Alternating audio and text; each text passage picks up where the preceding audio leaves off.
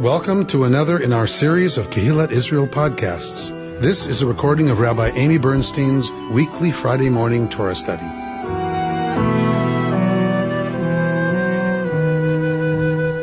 Good morning, everyone, and good Shabbos. Good Shabbos. I'm Rabbi Nick Renner. I am in teaching for Rabbi Bernstein's usual podcast here. And it's a pleasure to be joining all of you this morning. We are in Parashat Korach. Korach it's a remarkable piece, and it stands in contrast to a lot of the other misbehavior we get from the Israelites. I would suggest, and what we're going to try and play with this morning, is that in some ways, perhaps Korach's rebellion tells us more about Moses and leadership than it does about Korach or the rebels. This is kind of an interesting piece that perhaps we can turn some of the traditional dynamic around this rebellion on its head. And they're not rebelling against God. I mean, directly. Let's see. This is a rebellion against leadership. Let's see what happens. I think you're absolutely right to point out the nuances and subtleties of this particular rebellion. Bert's going to help us out and read a little bit for us. We're going to start out just by reading along verses 1 through 11. Got a good chunk. Korach, son of Issachar, son of Kohath, son of Levi, betook himself, along with Dathan and Abiram, sons of Eliav, and On, son of Peleth, descendants of Reuben, to rise up against Moses. Here's the rebellion. Together with 250 Israelites, chieftains of the community, chosen in the assembly, men of repute, they combined against Moses and Aaron and said to them, "You have gone too far. For all the community are holy, all of them, and the Lord is in their midst. Why then do you raise yourselves above the Lord's congregation?" When Moses heard this, he fell on his face. Then he spoke to Korach and all his company, saying, "Come morning, the Lord will make known who is his and who is holy, and will grant him access to himself. He will grant access to the one he has chosen. Do this, you Korach and all your band. Take fire pans, and tomorrow put fire in them and lay incense on them before the Lord. Then the man whom the Lord chooses, he shall be the Holy One. You have gone too far, sons of Levi." Moses said further to Korach, "Hear me, sons of Levi. Is it not enough for you that the God of Israel has set you apart from the community of Israel and given you access to him to perform the duties of the Lord's tabernacle and to minister to the community and serve them? Now that he has advanced you and all your fellow Levites with you, do you seek the priesthood too? Truly, it is against the Lord that you and all your company have banded together. For who is Aaron that you should rail against him?" Thank you, Bert. I gave you a marathon piece to get through there. I appreciate it. So, this is the outline of the rebellion here. Thoughts, questions, comments. What did we hear? The first time I read this, I was almost with Korach.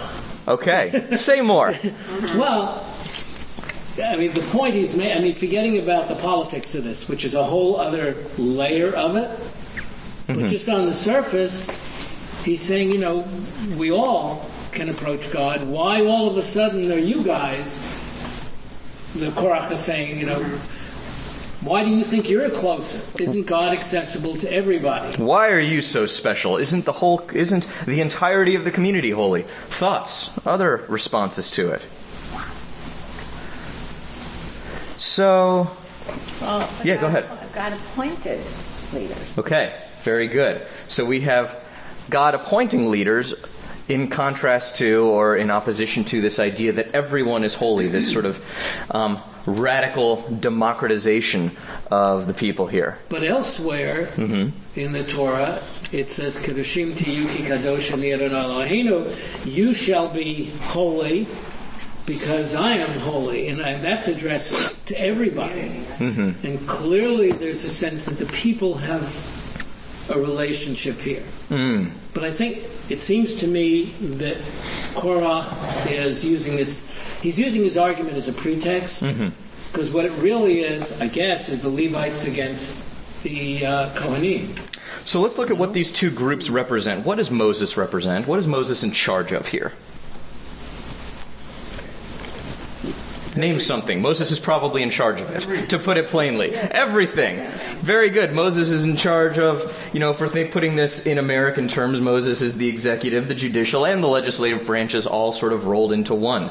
He's the greatest prophet. And it's not just now. It's not just in this time. We have in the end of Dvarim that Moses is the greatest prophet. Moses saw God, talked to God panim el panim, face to face. Moses is the greatest prophet ever. So it's not even just this moment. It's forever in that sense. And who's with Moses in the leadership? Aaron. What's Aaron in charge of? Operations. The sanctuary, the COO. I like it. The priesthood. Aaron is the progenitor of the line of the Kohanim, the priests. And it's his brother. And the priests are by birth. It's this sort of baked-in priestly lineage that's going to have a certain kind of authority here. So, we have the leader, we have the leader's brother, and leadership seems to be a hereditary thing through the priesthood.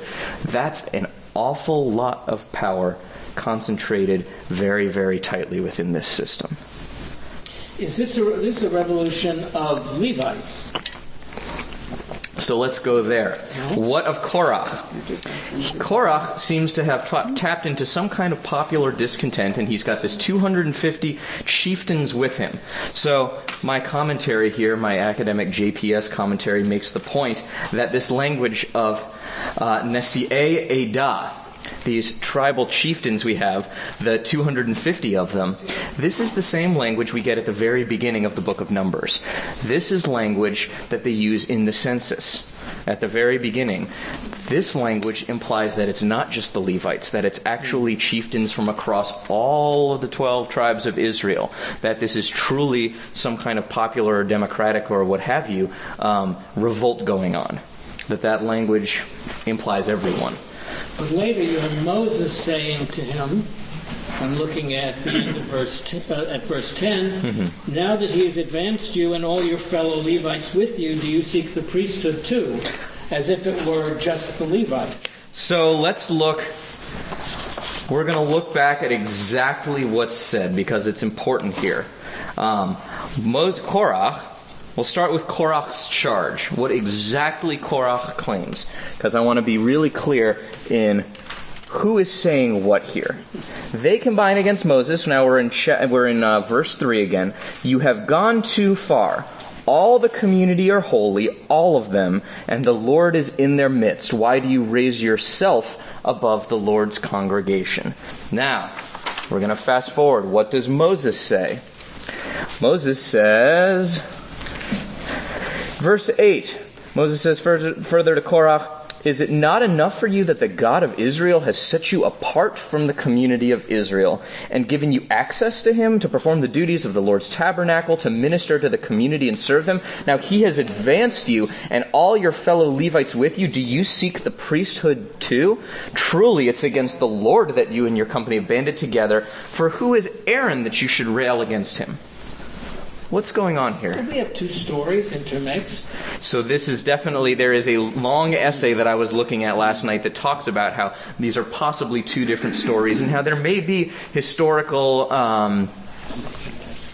evidence here and there, little scant pieces for some kind of a priestly revolution, potentially in and around the time of the first temple. That's one possibility. I'm going to take it in a slightly different... Yeah, go ahead. Well, wasn't there a big clannish thing with the Aaronites and the Mushites going on as well? Okay. Is this all related, even though it doesn't seem to be? So it's an interesting thing that we have possibly a rebellion against God. Possibly it's a rebellion against Aaron. And it's interesting that Moses separates himself out from this question at the end of here. Truly it's against the Lord that you and your company are banded together. Who is Aaron that you're attacking? And Moses seems to actually step out of the equation in addressing the rebellion. Other thoughts about this? Yeah. Well, Moses is doing a rather gutty thing here by saying to the Levites, all right, bring your fire pans and your incense and come tomorrow, and God will decide. Yeah. I mean, it's not often in the Middle East that a leader dies a natural death. He's taking quite a risk doing something like that. It's a bold move in its own way. Moses sort of saying, let's see what happens. Let's roll the dice and see what God does here. Except the author knows how it ends. Well, there's that challenge too, knowing how the story ends, you know. Well, for the moment, we'll suspend our foreknowledge of what's going to happen here and how this thing goes. We do have an inconsistency here. Korach states that he and his challenge are about one set of ideals, and Moses says they're about something completely different. Besides, is Korach saying really, look, there was no democratic election that made you leader, and that bothers me. That's what's going on? Certainly one possible drash to what's going on, that it's a problem with the process by which Moses ascended to leadership. Sure, you can absolutely interpret it or consider it that way. There's two questions. One is, should there be a leader at all? But there's always a leader, Bert. But part of what he's saying, Korach is saying, isn't everybody holy? That's not the same as saying, I want to have an election. They have a leader chosen by us, not by something called God. Yeah. You say is why you're in power. Go ahead, and then... I want to quote even a higher source. My mother said... Okay. Your mother said, all right, this is a very high source, very holy indeed. Let's hear it. One of the differences between Judaism and other religions is that every individual Jew can speak directly to God. So, but that's one point I want to make, the higher source. The other is that Moses does defer. He says, it's not me. Okay. You know, why Aaron is the guy. And why are you doing it? So that's just not delegation, but shifting blame. Is what George said true back then? So, yes, this is exactly where I'm going. To you, your mother's excellent point about Judaism. What we're seeing here, I might distinguish from Judaism as we have it passed down through the rabbinic legacy. What we're seeing here is very much an ancient Israelite worship that is much more tightly filtered through the priesthood. And the relationship of the rank and file with God is much more through sacrifice and through offering and through the rituals and governed by the priesthood. So in this time, I want to suggest that the destruction of the temple and the rise of rabbinic Judaism did make way for every Jew to have that relationship with God. And what we're seeing here predates that relationship, I want to suggest. So I think it's a little bit of a hybrid as far as that model goes in terms of what the relationship is with God. You're right to point that out, though. This is exactly what Korach is talking about here. Aren't we all holy before God? It's an excellent question. Got a point over here. Yeah, go ahead. Well, first, if it's not one thing, it's your mother. But isn't it so much that, is Moses saying, you guys are not holy? I mean, what's with this rebellion where they're saying, hey, aren't we holy? Why isn't Moses saying, yeah, everyone's holy. I didn't appoint myself a leader. I'm a reluctant hero at best. And I can't help it. I was appointed by God, okay? So knock yourself out. But we all are holy. Isn't that just the message? That's exactly where we're going to go. Thank you for raising that up. I appreciate it. I'm going to share... It's your mother. If it's not one thing, it's your mother. I love it. So I'm going to share a little dvar that I got a couple of days ago from a good friend of mine from when we were 17-year-olds traveling in Israel. He's now a clinical psychologist. And he wrote a wonderful piece. This is Benny Kajidin, Dr. Kajidin. He wrote a really stunning dvar all about Korach and Moses and why they seem to be talking past one another, why they seem to be asserting different things. It's the psychological piece that comes to bear here. So Korach says all the people are holy. Moses, in turn, makes it about Korach. I'm going to quote my friend Benny here. Moses delivers the bald accusation that Korach has raised the banner of populism merely to advance his own covert agenda of stealing the priesthood and its attendant wealth and honor from the family of Aaron. I knew it. You knew it. The rhetorical function of this move is to infect the listener/reader's impression of Korach with the most basic form of political cynicism, the suspicion that all who aspire to lead are moved by selfish interests. Wow. 17-year-old? No, well, I was 17 when I was buddies with him. He's my age still. We met when we were 17. It'd be pretty sharp for a 17-year-old. No, he's 32 as well. But it wasn't just Korach. He had 250 fellow travelers. Correct. Which presumably were all men. Which Correct. meant that they represented the families of probably about 100,000? I mean, I don't know. No. Was this the whole population revolted, basically? No. It would have been the suggestion here in this language of Nisa'e Eda is that it was a representative group. It was spread across the 12 tribes. It might not have been the entirety of the population, but it wasn't concentrated in one tribe. There was serious discontent, which Korach may or may not have fed or may have been appointed to lead it. But Correct. Clearly, people were aggravated that Moses was the self-chosen leader. Well, the prior revolt, if I remember correctly, was specifically everybody. Everybody. Right? The whole people rose up. Mm-hmm. Here it does mention that it's the leaders. That leads me to believe that this really is the story of a political fight in between the different leadership group, the different leadership factions, and the people who got to redact this and edit it could make it so they came out on top. The other point I was going to make that seems crazy to us is the thing about the fire pans, but it's not the only point in the Torah where somehow there's something to be decided, and they say it's with a woman on adultery, isn't it, where they have to drink the water? That's Sotah's story. Yeah, the Sotah story. That there was a belief way back then that, if I'm lying, may the heavens open up and whatever. This idea of divine verification. That was really real. And the Ummah and Thummim, they used to go look at stones and stuff. Or people would, not Jews, but they would go and look at the liver, thinking that God somehow was manipulating the physical universe, and then you could know what God thought. All excellent points. I want to stick a little bit... Doesn't this resonate also throughout history, because the divine right of kings stems from God? So this isn't just... The authority by which, that's right. That's right. What we see here could well have been the British Revolution, which removed the power from the king. Sure.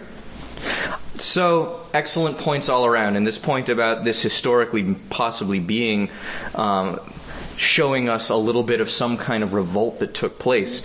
Like I said, we have a couple of essays here that would support that and that go into that as a theory. But I want to stick, for purposes of today's conversation, a little bit more closely with Moses and Korach as these figures and what it is that they represent, who they are, and what we can learn from them. My friend Benny has a great idea about why Moses would say these things about Korach that are not on the page, that aren't listed here. Why is Moses making these wild accusations? I mean, because it does sound, if you want to look at this as some kind of a popular revolt, that Moses is in fact trying to raise a level of cynicism, a level of disbelief about it, to say that no, beneath all of that lofty, aspirational language about all of you being holy, you're just out for yourself. It's a pretty cynical thing if you look at it this way. But he's also, there's a lot more besides Korah. Yes. So, another way to look at this, and this is a very rabbinic way to look at this way that Benny is suggesting, is that let's look at what the Torah isn't saying. And this is where Midrash, this is where the rabbinic voice fills in, because we're constantly looking at all of these things where we're not quite sure how it is that these gaps get filled in. That's, in some ways, the genesis of the rabbinic project, is trying to figure out where were these other voices that we ought to be hearing in this? What are the pieces that we should infer from this that we aren't quite hearing? To paraphrase a great jazz musician I once knew, sometimes the notes you don't play are just as important as the notes you do. So, where my friend Benny goes with this, with his psychoanalytical background, is to look at material from Carl Jung, psychoanalytical tools from Jung, and ideas about Jung, where Jung talks about the shadow to understand what Moses is doing here. I see a few heads nodding. Anyone with a background in certain kinds of psychology. So I am a non-psychologist, so I'm going to quote my friend Binny here to make sure I get it just right. The shadow, as Jung puts it out, is the repository of all that we prefer not to see about ourselves. That which we do and think and feel, which contradicts our individual sense of ourselves as essentially good people. Typically, in an absence of reflective self-awareness, the unwanted pieces of the psyche collected in the shadow are projected onto and into other people. This allows us to feel secure in the knowledge that we find bad and unacceptable exists out there, and not in here, thus permitting to ourselves an ongoing sense of innate goodness and allowing us to find moral superiority. How does this apply to Moses? You're saying that Moses... Benny gets into that layer of it more overtly than I'm going to today, but we can actually go there toward the end. That's fine with me. But don't be sorry. It's You mean people who we might see on TV? Or something? As it turns out, Torah sometimes talks about the world we live in this day and age. Who knew? Go ahead. Well, Yeah. I was going to say that Moses, Moses maybe is not all that good about what he's doing and how he's projecting himself, and so he's saying something. He's throwing this back on Korach. Well, let's look at what are the attributes of Moses. What is the one characteristic we have about Moses? They don't tell us over and over again that Moses is the strongest, or the greatest warrior, or the greatest orator. What is the thing that Moses is? He's reluctant. What else is he? He's known as the most humble. Very good. That's the one thing that gets uplifted over and over again as a quality about Moses. That Moses has the greatest humility. Moses is the most humble. So now, go ahead. It brings to my mind people who would say, in my humble opinion. In my humble opinion, I'm going to tell you how it actually is. Absolutely. I think that's absolutely right. So, what does someone who is the most humble do? Not this. They go out of their way, not this, I like that, Bert, very good. They go out of their way to subvert feelings or expressions of superiority over others. So my friend Dr. Kajidin says we can infer a deep-seated discomfort in Moses with feelings of self-importance. That if Moses truly is the most humble, what's going to be the most uncomfortable for him? His self-importance. That's right. Now my friend Benny goes on to speculate in a very rabbinic sort of way that maybe this is rooted in Moses' childhood, of course. You're surprised to hear my friend, the psychoanalyst, going there. That he goes to the childhood. He doesn't go to the mother, actually. He says that it's perhaps a childhood spent in Egyptian palaces while seeing that his people were oppressed. But I'm going to leave that at the front door here. Yeah, that it's a certain kind of guilt, absolutely, that comes out of his childhood. So another layer of exegesis from my friend Dr. Benny Kajin, but we're going to stick to Korach here. So what does Korach do here? Yeah, go ahead. I just wonder if we back up to Moses and how he was humble, and so self-importance would be a quality that's uncomfortable. Yes. Someone who's humble. Typically, they might be more people pleasers, or what do you guys all think? But he was given the task to lead, as uncomfortable as it might be. Yeah. So while it doesn't come natural to him, he was given that task. That's right. By someone pretty important. Yes, that's right. So Moses, the one who is the most humble, the one who is going to be perhaps the least comfortable with self-importance, here has the most important role. It's an opportunity to overcome that. It is an opportunity to overcome that, and we're going to see a little shift here, actually. Yes, you're absolutely laying out some of the steps we're going to see here. Let's jump back to... Yeah, go ahead. It's interesting that the last time, maybe there was another, but the last time I can remember this happened, he didn't have to resolve the situation. God stepped in. Yeah. And that was with Miriam, and happened to be Miriam and Aaron, but... Hold that thought. That's going to be really important, actually, as we look at what progresses here in terms of Moses. Keep that in play in the discussion. You're absolutely right to bring that to the forefront. Let's go back to Korach for a second. What does Korach do, in his rebellion, he calls out something that's a fact. It's inarguable. Moses does exist in a class by himself. There's no argument to it, basically. There's no leader who's Moses' equal. There's no prophet like him, and as I mentioned, never again will there be a prophet like Moses. Korach just hit Moses with the thing that he's most reluctant to face because he's the most humble, that he's actually the most important. This is that contradiction that you just raised up here, that he's the most humble and yet he's also the most important, that Moses has control over them.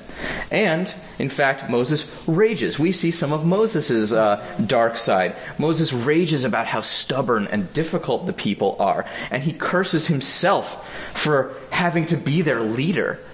It's not the most humble thing. In fact, maybe that's some of what Moses is storing in the shadow, if we're holding Carl Jung's idea about the things we wouldn't want to see in ourselves. So Korach has just managed to attack Moses with the one thing that Moses cannot manage to face about himself. In some ways, it's rhetorically and politically kind of a brilliant play.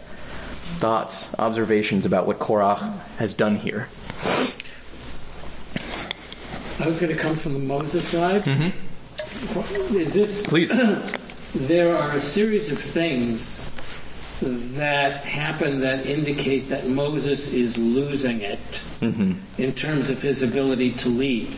This gets to Robert's point. We're going to look at this. There's a number of different things. We haven't done the striking of the rock yet. Hold that thought too. No, we're going to get there. Yep. One yet. But there's the whole question. If Moses is so great, why doesn't Moses continue to lead the people? Why doesn't Moses get into the promised land? Why does Moses have to give leadership to the next generation? So there's a series of things, and maybe what you're saying is Moses is kind of losing his composure. Composure is one piece of it.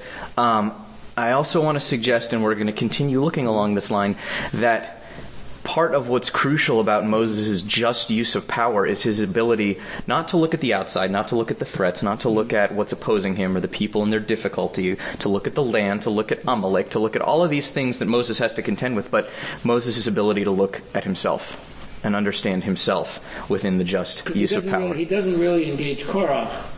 He doesn't really engage Korach's argument. He basically says, you know what? God will tell you. What Moses says, he acts to preserve that piece of himself which he can't bear to look at. The shadow, as Jung puts out to us. He turns it to the other. He says Korach is the one who wants all the power. He says Korach is the one who is too comfortable with his privilege. Korach is the authoritarian, not me. He says that before. He says, and will it God. Is that like an outburst? I mean, he could have just gone right to, well, let's just... The psychoanalytical term for this would... Projection. Transference. That's right. That's exactly what we're seeing here in that way. He's taking all of those things which he can't stand to see in himself and putting it on the other. And that's why they have someone like Edward G. Robinson playing that, because opposed to the Charlton Heston type figure. I mean, it's really true, because Edward G. Robinson plays a bad guy all the time. Okay. He's kind of short and weird looking. They don't put somebody else in there who would look like a great leader, who would have. He's like a constantly discontent. Mm-hmm. So it's just interesting. I think the casting director was in your camp. The casting director maybe had it in along the lines of this interpretation. Yeah, go ahead. Is Moses just torn here saying, I don't really want this job. Just give me an out. Bring your fire pants. Just give me an out. I'm tired, frazzled. All you guys complain all the time. I'm not doing a good job. But then he stops and says, God chose me, and I don't know what to do about it. I just don't know how to get out of this job. Excellent. We have this tension here between him being stuck in it and trying to execute the duties of the office, but also being just exasperated by it. We hear him talking about, just before this, about how he feels like he is cursed to lead this people. It's this self-pity that we get from him that's so powerful. He can't resign. No, he can't resign. Yeah. That's right. That's absolutely right. What yeah. fire pans are going to do when you bring the fire pans and you bring the incense? What would be? I don't understand where it says, and Adonai will choose. By what? By one is going to cast more smoke, one will gobble one up. I mean, what do you think the test is? Let's go there, 100%. Let's see exactly what it says there. Bert, you want to read a little more for us? Starting from 12 through 15. And then we're going to jump. Moses sent Go ahead. Dathan and Abiram, sons of Eliab, but they said, "We will not come. Is it not enough that you brought us from a land flowing with milk and honey, for us from a land flowing with milk and honey, to have us die in the wilderness, that you would also lord it over us? Even if you had brought us to a land flowing with milk and honey, and given us possession of fields and vineyards, should you gouge out those men's eyes? We will not come." Moses was much aggrieved, and he said to the Lord, "Pay no regard to their oblation. I have not taken the ass of any one of them, nor have I wronged any one of them." Okay, so I just wanted that little piece before we jump ahead to the big finish to sort of lay out the fullness of this rebellion, to see exactly how Datan and Aviram tie into Korach and his project. So, we're going to jump ahead to verse 24. If you want, this is going to be another long chunk, or verse 23. I can read this one myself. We're going to go pretty much through the end of the chapter just to see the big finish here. The Lord spoke to Moses, saying, "Speak to the community and say, withdraw from about the abodes of Korach, Datan, and Abiram." Moses rose and went to Datan and Abiram, the elders of Israel following him. He addressed the community, saying, "Move away from the tents of these wicked men and touch nothing that belongs to them, lest you be wiped out for all their sins." So they withdrew from the abodes of Korach, Datan, and Abiram. Now, Datan and Abiram had come out, and they stood at the entrance of their tents with their wives and their children and their little ones. And Moses said, "By this you shall know it was the Lord who sent me to do all these things, that they are not of my own devising. If these men die as all men do, if their lot should be the common fate of all mankind, it was not the Lord who sent me. But if the Lord brings something unheard of, so that the ground opens its mouth and swallows them up with all that belongs to them, and they go down alive into Sheol, you shall know that these men have spurned the Lord." Scarcely had he finished speaking all these words, when the ground under them burst asunder, and the earth opened its mouth and swallowed them and their households, all Korach's people and their possessions. They went down alive into Sheol with all that belonged to them. The earth closed over them, and they vanished from the midst of the congregation. All Israel around them fled at their shrieks, for they said, "The earth might swallow us." And a fire went forth from the Lord and consumed the 250 men offering the incense. Wow. Wow, that's some... Wow. Special effects. We need big special effects. Yeah, you almost can't read this dramatically enough for what happens here. Well, just don't bring fire pans. Yeah. We've seen that before. So, the JPS academic commentary suggests what we've heard now from Robert, from Bert, that we're seeing something of a trajectory in Moses. We've now seen a shift in Moses. Moses has changed. Moses was the one who was the most humble. What has he done here now? Going back to verse 15, Moses says to God, "Pay no regard to their offering." Moses is telling God what offering to take and what offering not to take. That's pretty bold. listens to him. And what? God listens to him. And God listens to him. Then it gets even more bold. Moses then says that they're going to be killed by some unheard of thing. Moses is daring God to swallow them with the earth. Moses is not just saying to kill them. Moses is specifying how God should be killing these people in this truly exceptional, unheard of way. Including their families and their innocent children. Including their families and their children. That it has to be this way that we haven't seen before in Torah in this way. Moses has dreamt this up of whole cloth and is daring God to do it. Contrast this with the Moses who went before Pharaoh, who was reluctant to go before Pharaoh and to ask for the people to be freed. The Moses who says that how am I going to speak for the people? How can I, of afflicted speech, be the one who speaks for you, God, in your redemption? Well, this is a totally... This is now a character who's daring God, telling God what to do in the most unheard of fashion. He says it here. I'm telling you, God, do this in the most unheard of way. And God does it. What's even more amazing to me is that it's not long since Moses, it's only one Parashat back, that he saves the people from God, who's totally ticked off and wants to wipe everybody out because of the spy situation and start all over with Moses. It's supposed to mean something when something is really close. So within not too many pages, you've gone from one kind of Moses to another.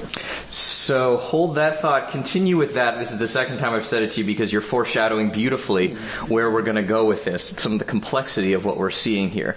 Before we go to Moses as the savior of the people, I want to jump back to this point that Bert made previously.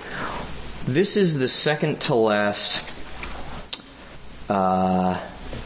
incident we're going to see of Moses before we get Moses' final heresy. That piece where what happens in just a couple of chapters here, chapter 20, what happens? Right, God tells him that he will bring water from the rock, and that Moses, I think, should tell the people God will bring water from the rock, and instead Moses hits the rock with a stick, basically saying, it's me that's bringing the water, it's not God. And there's a lot of speculation that was the reason he didn't get to go to the Promised Land. God even, puts that right out there. It seems to be cause and effect that God says, in return for what you've done, you don't get to go to the Promised Land. You aren't going to be the one who leads the people there. But that doesn't pop out. I think the point you're making is that doesn't pop out of nowhere. That doesn't pop out of nowhere. There's an evolution to that point where Moses is changing. That's exactly the point I'm trying to suggest. I'm suggesting this incident here, where Korach managed to perfectly put his finger on exactly Moses' flaw and exactly where Moses was falling short, essentially push Moses over the edge. That we have Korach deftly, in a very skilled way, attacking Moses' very vulnerability. That Moses is the most humble and he has to exist in the greatest of leadership. And Korach has managed to tear open Moses' inability to reconcile those things in his own self, in his own soul, in his own psyche. And what does Moses do? Well, it seems to push him over the edge. Moses then takes the most power that we've seen out of him. Moses conjures up this unheard of execution for all of these people and dares God to do it. We've just seen Moses cross the bridge. Moses is no longer, in many ways, that figure who was the most humble, the most, it comes out of the greatest humility. Moses is transformed. Moses has just become the one who, when God says, there's this rock, you all need water, speak to this rock and there will be water for you. And Moses publicly, in front of everybody, says, I'm going to strike it because I'm the power here, not God. Moses has crossed the bridge right here. This is a transformation in Moses we're seeing. That's huge. It's bigger than huge. It's a sea change in that way, in the greatest of the prophets, the greatest of the leaders that we would have. In some ways, the greatest prophet has fallen. Now, we can't say that Moses is the ultimate dictator, though. This is to Robert's point. He still serves the people, and he still serves God. He's not completely lost in the whole endeavor. Moses could have said, all right, execute these people. He could have called upon the elders of Israel, who seem to still be on his side, still be part of this whole drama that we have unfolding in front of us, and said, all right, kill these people. He's still very clear that he's doing this in service of God and with connection to God. And, as Robert said, there's still a great deal of of Rahmanas with it. There's still a great deal of mercy with him. He's still looking out for the people, even from this lofty perch. Even with having lost some of his humility, he still is connected to this divine purpose that he's serving. He's still connected to this role. He's still trying to execute the duties of the office, even as the office seems to be consuming him. It's a remarkable thing, and this is why I think we still talk about him as the greatest of leaders, the greatest of prophets who speaks to God panim el panim. Never again would there rise a prophet like Moses. Even when he's being consumed by the role that he's carrying out, he's still trying to care for the people, and he's still trying to serve God. Yeah. It seems to be the theme of the Torah that all of our patriarchs and all of our prophets, nobody's perfect, and so we shouldn't attempt to be perfect or view perfection as some goal. Right. We're all flawed. It's a fact of humanity. That's right. I know that Rabbi Bernstein speaks to this theme. I do too. That it's crucial that Moses is flawed. That we don't look to a figure of perfection. We don't have a Son of God or a Christos or that kind of figure we turn to, that kind of perfection that we follow. Our greatest leader, this is in some ways a really pained passage to read if you're going to read it this way, that we just saw the fall of our greatest leader. We see the collapse of his humility. That he in some ways is consumed by this power that he's wielding. He can't wield the greatest power with the greatest justice. He's not capable of it. Yeah. If you believe in Machiavellian theory, and power corrupts and absolute power corrupts absolutely, then it's impossible for anyone to be not flawed given this much power. Right. And if I think it's bringing Machiavelli to this conversation, I think is a great way to think about this. That yes, power does have that ability. There is that aspect to power. Yeah. I think that this kind of a thing is one of the great gifts of Judaism. Is because all of us have problems of one kind or another. And they're not aiming to be perfect. Because it's impossible to be perfect. Here, I think that's absolutely right. We are not enjoined to, it's not incumbent upon us to be perfect, because there isn't perfection to become as human beings. That ours is a tradition that understands and even in some ways embraces that. Yeah. And the reality is each person is not all good or all bad. That's right. They're all parts of ourselves. There are parts of ourselves who could go this way or could go that way, and how we manage ourselves leads us down a path. Maybe, and we don't know. And to go in that direction of Machiavelli, the nature of power can actually change us in terms of who we are in our most essential selves. To take Benny Kadjidin citing Carl Jung, this inability to be in touch with the shadow, with the pieces of ourselves that we would just as soon not see, that we don't want to encounter, the pieces that we want to compartmentalize because they're really painful to look at. To have that interact with great power, there's a toxic convergence of circumstances to not to go down that road, but to think in contemporary idioms about it, and to think about some of the world around us, to have the pieces which we ourselves cannot access within ourselves that are too much for us to even encounter, and have that then mix with power. Go ahead, Bert. I think this also says a lot about the concept of God in the Torah. Because we tend to think, and I think, again, growing up in basically a Christian country, God being all-powerful, God being totally perfect, God being unchangeable, that's not at all what we're seeing here. Right. We're seeing Moses convincing God to do something that we might have questions about. Where is the Adonai, Adonai al-Rahum B'chanum, God of compassion and love is not there in this particular case. So it's a whole other long discussion.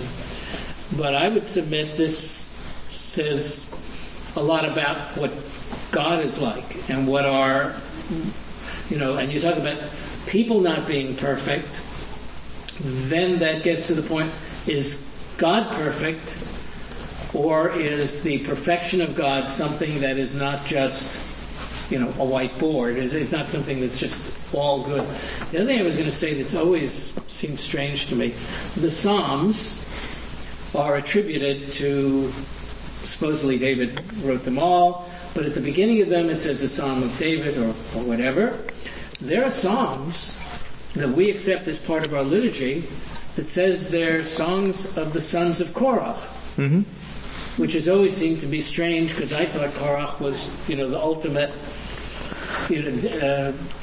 devil here, or a person we didn't want to... So we get these vestiges of Korach and the priesthood, and again, some of that serves as indicator to some kind of a power struggle in which one set of rebels were defeated within the priestly enterprise, and yet they are also reintegrated back into it. We'll hold that, but I want to go back to your previous point about the role of God in all of this.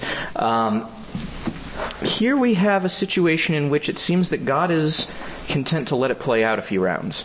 God is not intervening directly. God is sort of letting Moses and Korach play this thing out, and then God in some ways comes back in at the end, functioning in a way that Moses has really set out. Moses has really laid the whole trap, laid all the groundwork, set the next several steps of this thing, and it just plays out essentially. Just a second. Go ahead. Would you conclude that God is thinking, you're not the guy to lead the people? You're rolling out. You're done. You've been great. You got us where we are. Maybe. But you're just not the guy. And Caleb and Joshua are the guys to start the new Jewish life. Maybe. I think that's entirely possible. I think in some ways Moses is demonstrating that he's not the guy to lead the people to us, to the people, to God. Moses is beginning to fall apart. We see, yes, the power is corrupting Moses. To hold on that God point just a moment longer, in some ways it makes me think about the way in which people ask, where was God during this event or that event? That's a very contemporary question to ask. And a Reconstructionist answer would be that God is in the places that you look for God and that you seek God out and that you find God. Sometimes in the greatest darknesses, those are not the places you find God. When you find salvation and you find goodness, those are the places in which you access God. And this is an idea that it's not looking at God as an actor who comes down and, schmeises people for doing it right or wrong or whatever, but that God is the process that makes for salvation in Kaplanian terms. That when something arcs us toward goodness, we would call that salvation. We would call that godly in that way. What we're having, if you want to look at this exchange between Moses and Korach, in some ways God maybe is pulling these levers. Or actually, no, that's not how I want to say that. Maybe some of these punishments are coming about by divine means, but perhaps in Reconstructionist thinking, God is actually pretty far away from this political Machiavellian challenge, this rebellion that we're seeing. Yeah, go ahead. Yeah. We know from last week that God has chosen Joshua and Caleb to lead the people into the promised land. And if, in fact, through the fact of Moses going over the edge, God is sort of like finalizing his conclusion that this might not be the one. Mm-hmm. Then that doesn't seem to explain why he then goes along with Moses' rather extreme punishment. Why does he go along? Who, Joshua? No, why does God go? Why does God go along with it? If it's, God sees that, this is a little over the top, Moses, but I'll do it anyway. What's that all? So I would say in some ways this speaks to the tension that we have throughout Torah, but most specifically in Exodus, that, God delivers the people from Egypt, from slavery with a mighty hand and an outstretched arm, and yet they have to take those first steps into the sea for it to part. They have to be the ones to set up judges and rulers over courts, over people. We have to be partners with God in this whole business of revelation of Yetziat Mitzrayim. God's not going to do it by God's self. I understand, but God does not have to be a party to this extreme form of punishment. So maybe perhaps for the people to transition in this leadership, they have to see that, okay, Moses hasn't lost God. It's not like King Saul, where King Saul is anointed, is coronated the king of the Israelites and loses it. And we see King Saul lose it and lose his mind over evil spirits and all kinds of stuff and try and kill King David. We see King Saul fall apart. Maybe Moses' fall isn't meant to be like that of King Saul, but maybe it is supposed to be something in which the people are involved. That has to be a more public thing that can't just happen behind closed doors. That we have to see Moses hasn't totally lost God's connection and the holiness and the divinity to it. Is it possible then that this is all part of a plan to make the people more willing to let go of Moses? That's one reading. That's certainly one reading, is that it has to be a gentle progression by which the people... Because now presumably you're going to have a whole bunch of people having seen what they've just seen saying, whoa, is this really something is a mess here, yeah. Something's a bit off. Yeah. And maybe we should be willing to follow a new leader, Joshua and Caleb. Perhaps it's part of having an amicable breakup with Moses. You're saying that there's an active role by God here. Well, not passive, right? Well, God is orchestrating. Moses is the one who comes up with this hideous way of getting rid of his enemies, and God plays along. God obviously doesn't have to do what Moses wants to do. Right? So God is an active participant. I mean, that's the plain reading. I mean, I'm just going by the plain reading of the text.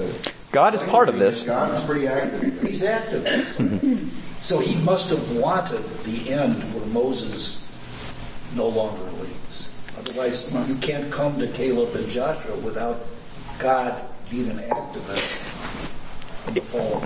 It depends on your theology. It depends a lot on whether you want to read God as sort of the puppet master pulling all of the strings, or you want to read God as much as that power that makes for salvation, and it's so incumbent upon people and their agency to tap into godliness. It depends greatly on your theology how you slice God and God's role here. I want to suggest there's room for both readings in this. Yeah, Robert, and then John. Well, I was going to say this is sort of simplistic, but as a practical matter, unless I've lost track of time, there's as many as 38 years left, or 37 years left, roughly, until they get to the Promised Land. They started out... We got a lot of time. There's a lot of time. Who's going to lead these people around for 38 years? Even if the decision is made 37 years or 38 years from now, it won't be Moses. So it's another great reading, perhaps a piece of why we're getting this sort of strange, God going along with it, but we see Moses sort of falling apart, has to do with the fact that Moses isn't done yet. Moses still has a role to play. There's still work to be done. We're not done with this piece of the story. 2 more points, and then we're going to... I'm Doreen. Yes, Doreen. If I were one of the people standing there watching this, I think I would be very fearful of God. It seems to me that God killing innocents makes God a little suspect in my mind as well. Now, I know that's a modern interpretation, but to me, I'm scared of everyone now. Really. I'm not trusting Korach, I'm not trusting Moses, I'm not trusting God. I'm not sure where to go for the next 38 years. So, in the ancient Israelite imagination, the relationship with God was that God was Norah, there was Yirah. There's this idea that God is awesome in a way that is both good and both terrifying. That it's all of that all wrapped up together. I think you very rightly uplift that aspect of what it is to be God-fearing in contemporary language. That it is awesome for both the good and the bad. I think that's absolutely right. Lisa, did you want to... Oh, okay, I thought I saw a hand. So, one other piece here, if we're going to stick with the shadow and end with that. My friend Benny talks about one thing that's really important is this sort of examination. He calls it, perhaps it's an internal ingathering of the exiles. Perhaps that returning to oneself, if we were to put it in Jewish language, is coming back from exile to yourself in a way. Perhaps the ingathering of exiles is not something that happens between Babylonia and Persia and the land of Israel, or the diaspora over in Europe or something. Maybe the ingathering of exiles is what we can do within our own souls, within our own psyches, in facing those edges of ourselves, those rough edges that are difficult to hold, that are challenging for us. Perhaps that ingathering of exiles, going through that process of self-reflection, is something that can help us be more just in the ways that we wield power, in fact. What we see here, what goes off the rails, seems to be Moses' disconnect between what he can't face in himself internally with an external political challenge. He then acts out of that place trying to preserve that self-understanding, that peace that he can't confront, and he employs all the power at his disposal to preserve it. Perhaps there's a word here about what it means to exercise power justly, that to use power justly requires not just a careful examination of the external circumstances, but pretty constant reflection within ourselves and what we bring to it. Perhaps there's a piece within that that can serve, if not a barrier to the kind of corruption that Machiavelli speaks to, at least can temper it a little bit. That if we're going to use power justly, we have to pay attention to that ingathering of exiles in ourselves. We have to be willing to look at and to hold with some rahmanis, with some compassion, the pieces of ourselves that are broken, the pieces of ourselves that perhaps we don't admire, perhaps we don't celebrate in that way, and yet they're part of us. It's that ingathering of the exiles, incorporating the pieces of ourselves that are human, that may be sort of broken, that may not be what we admire about ourselves, with the positive, with the ethical, with the ways in which we do serve holiness in this world, bringing those together with some degree of honesty and compassion that perhaps is the work for each one of us in this world. Perhaps there's a piece within Korach that Korach is sort of an external factor, this thing that's trying to tell us that sometimes we need to look inward when we're trying to figure out how to be our most just in our best selves, acting outward in ways that reflect holiness and righteousness. So special thanks to Dr. Benny Kadjian, special thanks to all of you for taking part in the conversation today. And with that, I'll wish you all a Shabbat Shalom. You've been listening to Rabbi Amy Bernstein's Friday morning Torah study from Kehillat Israel in Pacific Palisades, California. For more information, go to our website, www.ourki.org.